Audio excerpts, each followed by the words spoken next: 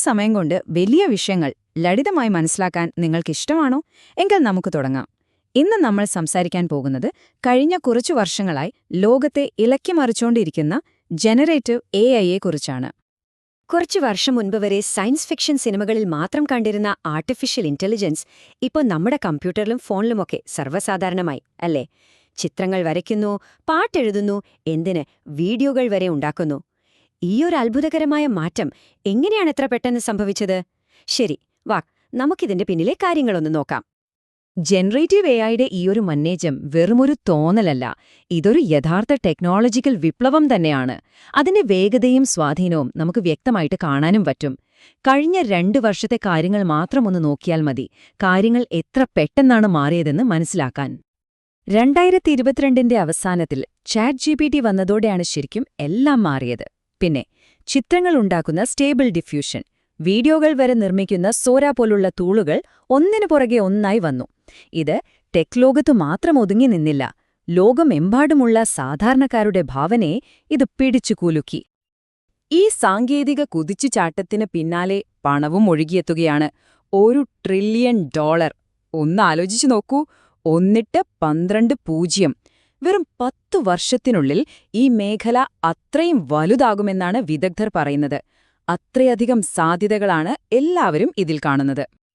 അപ്പോ ഇത്രയധികം മാറ്റങ്ങൾക്കും കോടിക്കണക്കിന് ഡോളറിന്റെ നിക്ഷേപങ്ങൾക്കും കാരണമായ ഈ ടെക്നോളജി ശരിക്കും എന്താണ്? നമ്മൾ ജനറേറ്റീവ് AI എന്ന് എപ്പോഴും കേൾക്കുന്നൊരു വാക്കാണല്ലേ? പക്ഷെ സിമ്പിളായി പറഞ്ഞാൽ എന്താണിത്? ഇതിനെ ഇങ്ങനെ ചിന്തിച്ചാൽ മതി. പഴയ AI ഒരു ലൈബ്രറിയനെ പോലെയാണ്. നമ്മളൊരു പുസ്തകം ചോദിച്ചാൽ അതെവിടെയാണെന്ന് കണ്ടുപിടിച്ചു തരും. പക്ഷെ ജനറേറ്റീവ് AI ഒരു എഴുത്തുകാരനെ പോലെയാണ്. നമ്മളൊരു കഥ പറഞ്ഞുകൊടുക്കാൻ പറഞ്ഞാൽ അത് പുതിയൊരു കഥ തന്നെ എഴുതിത്തരും. അതായത് ഉള്ളത് കണ്ടുപിടിക്കുകയല്ല, പുതിയത് ഉണ്ടാക്കുകയാണ് ചെയ്യുന്നത്. ഇത് വർക്ക് ചെയ്യുന്നത് എങ്ങനെയാണെന്ന് വെച്ചാൽ ശരിക്കും സിമ്പിളാണ്. ഇന്റർനെറ്റിലുള്ള കോടിക്കണക്കിന് ഡേറ്റ, അതായത് പുസ്തകങ്ങൾ, ഫോട്ടോകൾ, അങ്ങനെയെല്ലാം വെച്ച് ഇതിനെ പഠിപ്പിക്കും. അപ്പോൾ ആകാശം എന്ന് പറഞ്ഞാൽ അടുത്ത വാക്ക് നീല എന്നായിരിക്കുമെന്നും, പൂച്ച എന്ന് പറഞ്ഞാൽ അതിന്റെ ചിത്രം എങ്ങനെയിരിക്കുമെന്നും ഒക്കെ അത് പഠിച്ചുവെക്കും. എന്നിട്ട് ആ അറിവ് വെച്ചാണ് നമ്മൾ ചോദിക്കുമ്പോൾ പുതിയ കാര്യങ്ങൾ ഉണ്ടാക്കിത്തരുന്നത്. ഇതൊക്കെ കേൾക്കുമ്പോൾ ഒറ്റ രാത്രി കൊണ്ട് സംഭവിച്ചൊരു മാജിക് പോലെയുണ്ടല്ലേ? പക്ഷെ സത്യമതല്ല. ഈ കാണുന്ന മുന്നേറ്റത്തിന് പിന്നിൽ പതിറ്റാണ്ടുകളുടെ കഠിനാധ്വാനമുണ്ട്.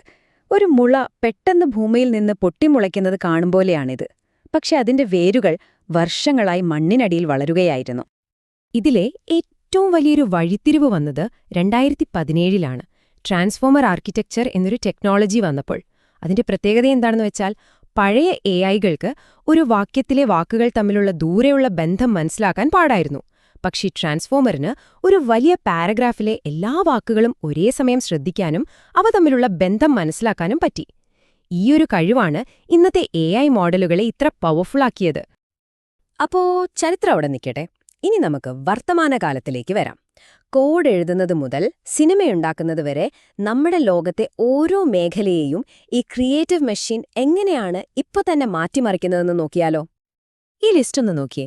ഒരേ സമയം പ്രോഗ്രാമർക്ക് കോഡ് എഴുതാൻ ഹെൽപ്പ് ചെയ്യുന്നു, ഡോക്ടർക്ക് പുതിയ മരുന്ന് കണ്ടുപിടിക്കാൻ ഹെൽപ്പ് ചെയ്യുന്നു, സിനിമയ്ക്ക് സ്ക്രിപ്റ്റ് എഴുതുന്നു, വലിയ കമ്പനികൾക്ക് ഫിനാൻഷ്യൽ റിപ്പോർട്ട് ഉണ്ടാക്കുന്നു. ശരിക്കും പറഞ്ഞാല് ഇതിന്റെ സാധ്യതകൾക്ക് ഒരു അവസാനവുമില്ലെന്ന് തോന്നുന്നു, അല്ലേ? ഇതെല്ലാം കേൾക്കാൻ നല്ല രസമുണ്ട്, ശരിയാണ്. പക്ഷെ ഏതൊരു പവർഫുൾ ടൂളിനെയും പോലെ ഇതിനും ഒരു മറുവശമുണ്ട്. ഒരു ഇരുതല മൂർച്ചയുള്ള വാൾ പോലെയാണിത്. സൂക്ഷിച്ചില്ലെങ്കിൽ വലിയ അപകടമാണ്. ഈ ടേബിളിലേക്കൊന്ന് നോക്കൂ. ഒരു സൈഡിൽ സാമ്പത്തിക വളർച്ച, പുതിയ കണ്ടുപിടുത്തങ്ങൾ. പക്ഷെ മറ്റേ സൈഡിലോ ജോലി പോകുമോന്ന പേടി, വ്യാജവാർത്തകൾ, ഡീപ് ഫേക്കുകൾ.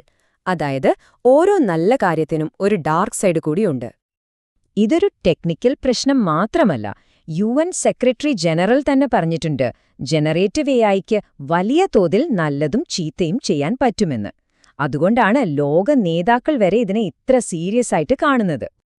ഇതൊന്നും ഭാവിയിൽ വരാനിരിക്കുന്ന പ്രശ്നങ്ങളല്ല, ഇപ്പോൾ തന്നെ നടക്കുന്ന കാര്യങ്ങളാണ്. ഹോളിവുഡിൽ വലിയ സമരങ്ങൾ നടന്നത് ജോലി പോകുമോ എന്ന പേടികൊണ്ടാണ്. ഡീപ് ഫേക്ക് വീഡിയോ വെച്ചുള്ള തട്ടിപ്പുകൾ ഇപ്പോൾ തന്നെ നമ്മൾ കേൾക്കാൻ തുടങ്ങി.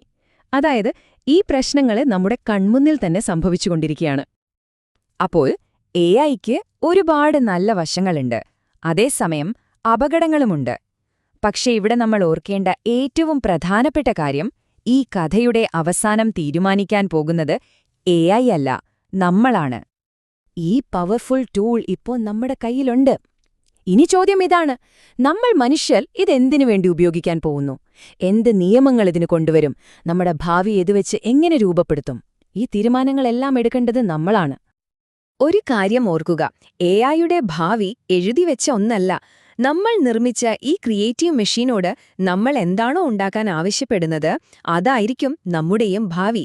അപ്പോൾ ശരിക്കുള്ള ചോദ്യം ഇതാണ്: നല്ലൊരു നാളേക്ക് വേണ്ടി എന്ത് നിർമ്മിക്കാനാണ് നമ്മൾ അതിനോട് ആവശ്യപ്പെടാൻ പോകുന്നത്?